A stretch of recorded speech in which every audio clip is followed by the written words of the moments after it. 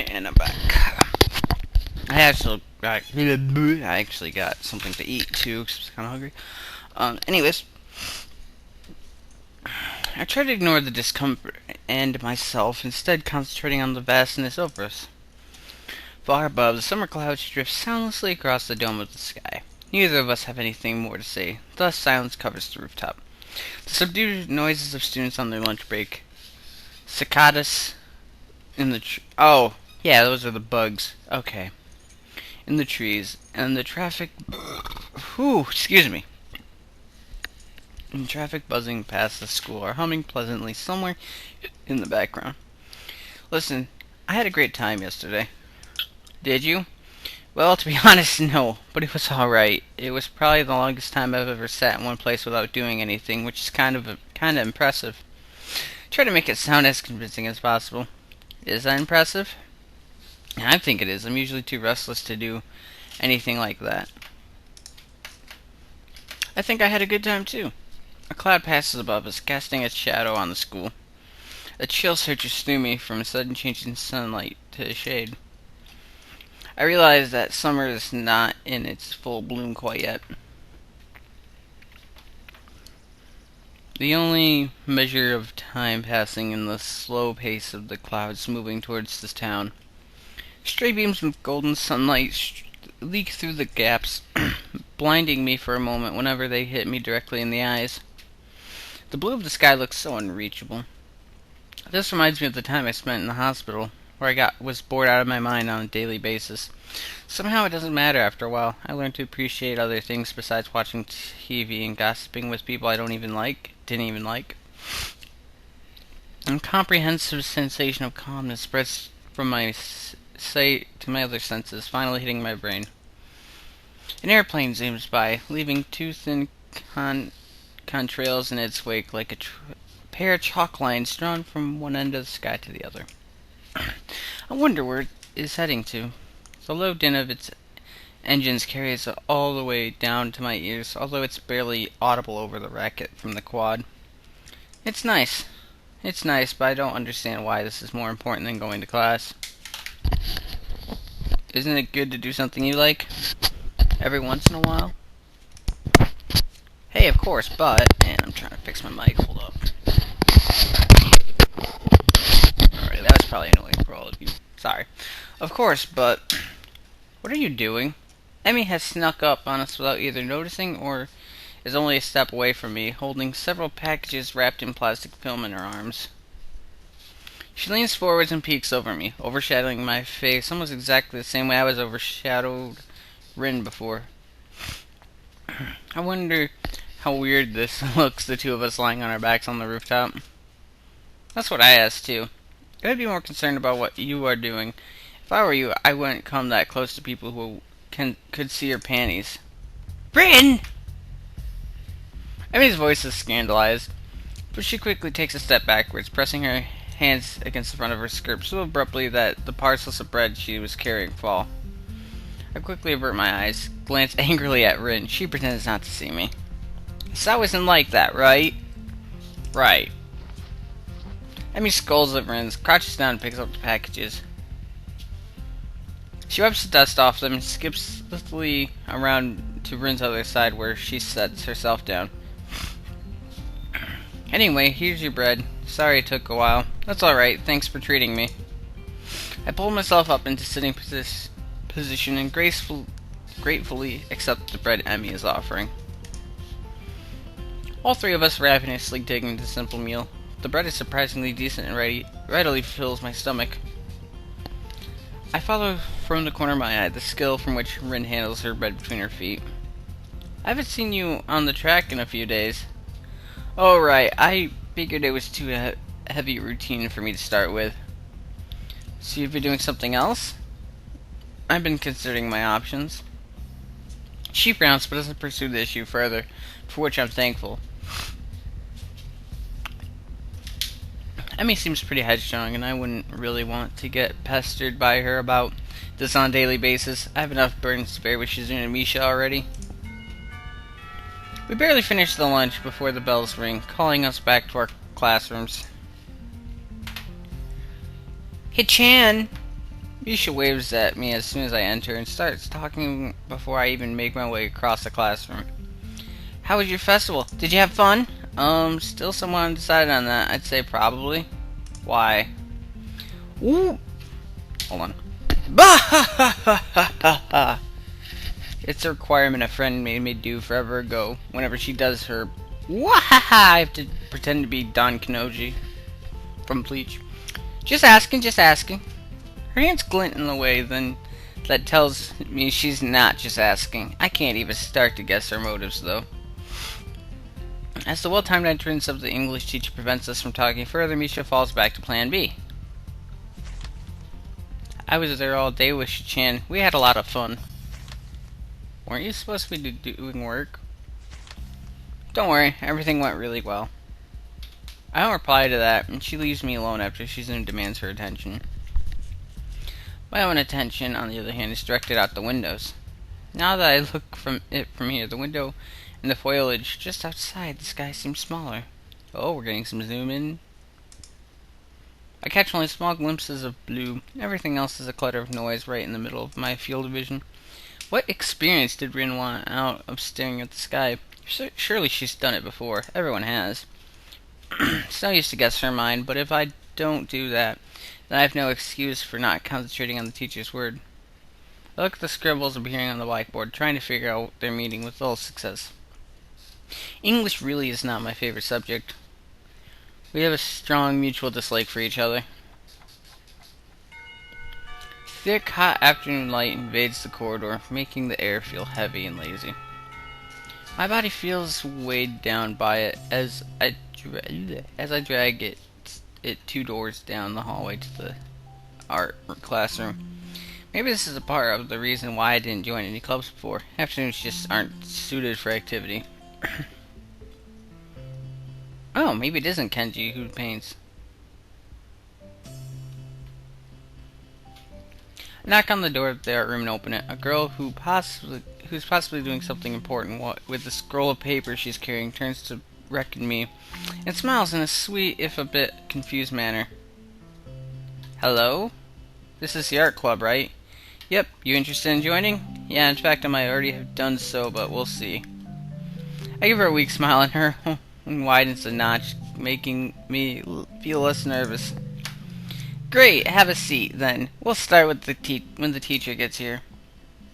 Without even scouting the room for a good spot, I walk quickly to the back of the room and settle myself on a free seat apart from everyone else. A few other members are lounging in their seats, waiting for the teacher. Rin sits alone in a window seat. Looking outside, she's the only person here that I know, although a guy I've never really gotten along with from my own class is here too.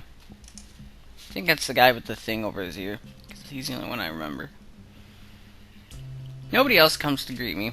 Maybe introductions are left for later, so I just settle for silent observation as well.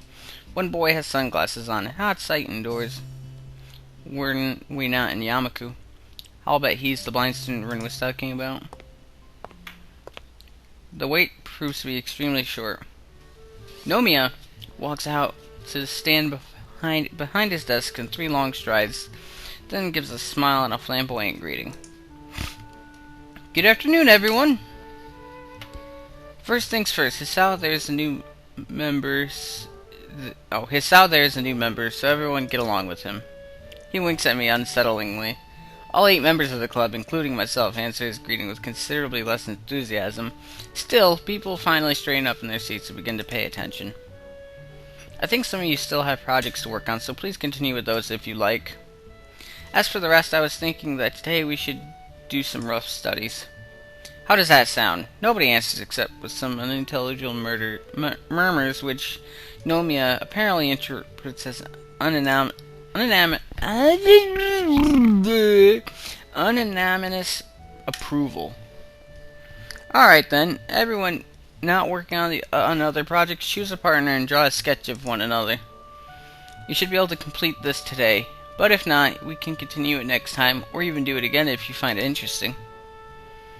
Remember to pay attention to lighting and shadow, and give it your best. Pairing up, I feel pretty awkward about it. I hardly knowing anyone here. I wish someone would ask me to be their partner. People stand up and move their chairs closer together, but nobody comes to me. Pretty soon everyone has paired off. Friends team up with each other, but I'm left alone. Well, there is Rin. She's sitting in the furthest corner of the classroom, still staring out the window and seeming uninterested in taking part in the exercise. Since she's the only other one without a partner, I walk to her seat. I can't see her face because her hair is covering most of it, and she's looking away from me. Rin? I call out to her. No response. Hey, want to partner up? You're the only one I know here. She seems to finally acknowledge my presence, head turning like a robot as she looks to see who is addressing her. Rin doesn't answer. I don't want to repeat the question either. I'm sure she heard it the first time. Why doesn't she say anything? It can't be such an awful fate to be paired off with me, can it? She doesn't look at my face and instead stares directly at my chest and stomach. Oh, okay, why not? Okay, good, great, I'll get the stuff for us. Looking at the equipment Nomiya has prepared for today's meeting confuses me. Instead of graphite or pencils, we are apparently supposed to do ink sketches. I've never done anything like that before. The teacher, however, seems confident in my abilities to adapt with this medium. Simple! First you do the outlines in ink. You let them dry. And then you shade with diluted ink. This is called India ink. It works like watercolors. If you're uncomfortable with it, use a pen instead of a brush for the outlines. Got it. I pick up paper, water cups, one pen for me, one brush for Rin, and an ink bottle for ink for both of us. Then return to Rin. Grabbing a vacated chair from nearby, I seat myself directly opposite her. Do you want me to do it with my foot or my mouth? What did you say? She tilts her head, her brows forming questioning arcs, as if she doesn't understand that I didn't understand the question. I don't mind drawing either way. You'll look better if I do it with my foot, though. With your foot, then, if it's all the same to you. Nodding an answer, Rin gets up from her seats and kicks off her sandals. In two fluid motions, she picks up the paper sheet and drops it on the floor, then snatches the brush between her toes before sitting on the floor in a weird half cross-legged position. Although I've seen her do everything with her feet already, from eating to painting, the display of dexterity is so prodigious, whatever, that I just stare at her, stunned. Rin contemplates her blank paper intently. The sharp tip of her brush hovers over the paper in anticipation. When she raises her head to see if I'm ready, I quickly turn my face away. I'll go first. Make a pose. What kind of pose? It doesn't matter. That's the point. You have to make the sketch of the impression you get, not decide beforehand. I end up just sitting in my chair, my hands hanging limply between my knees. I look at her, and she looks at me for a moment before beginning. Rin stares piercing, but impassive, as if she were trying to absorb a part of me into her own self. I feel like I'm physically shrinking under the pressure of her gaze. Oof, little burp, excuse me. I get the feeling that for the first time since we met, Rin is actually looking at me instead of in my general direction.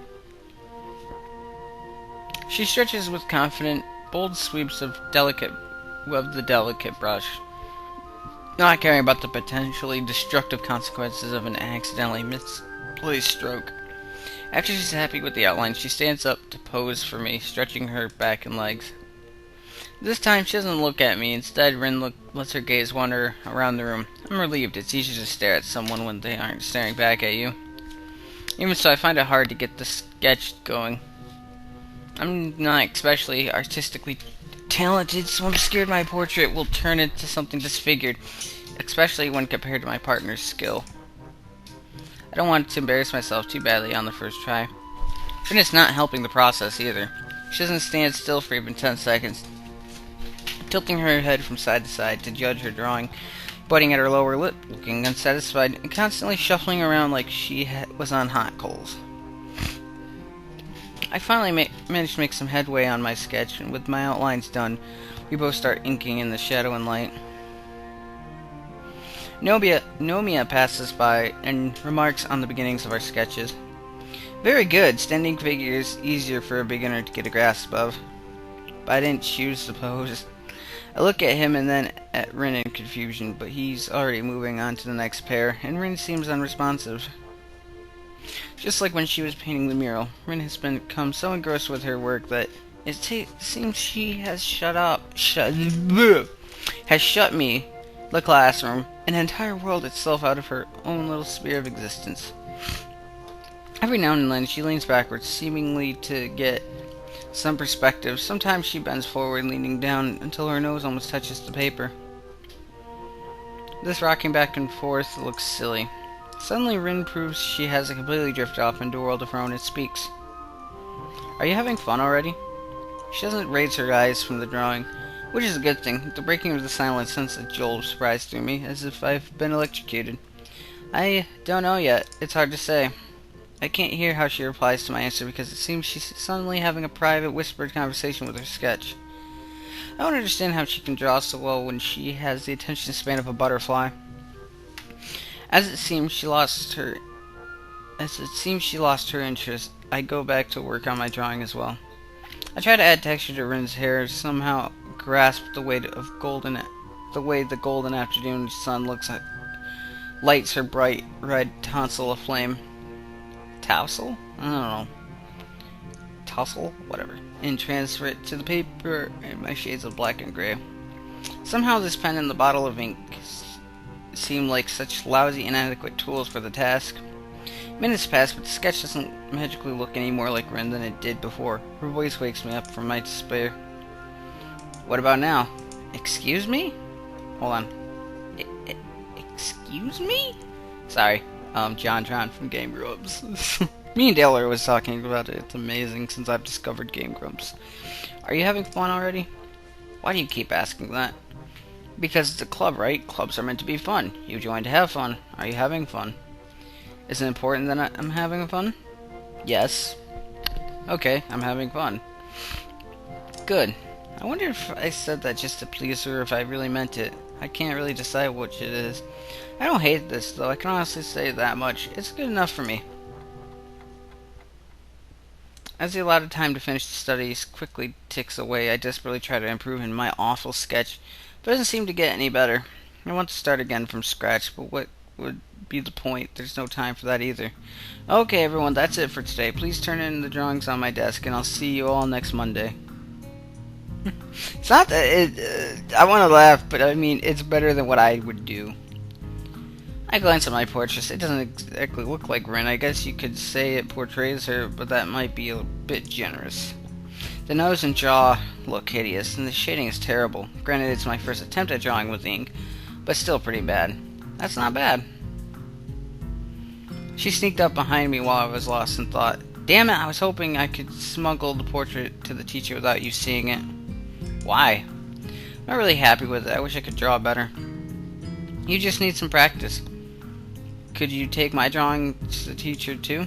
Curious myself about how the sketch turned out, I peek at the picture. From the way Rin was drawing, it looked like she was really into it. Holy fuck! She's doing this with her feet too. It's amazing. It's excellent. Yeah, that's an understatement. Somehow the seemingly arbitrary strokes come together to form an image of my face.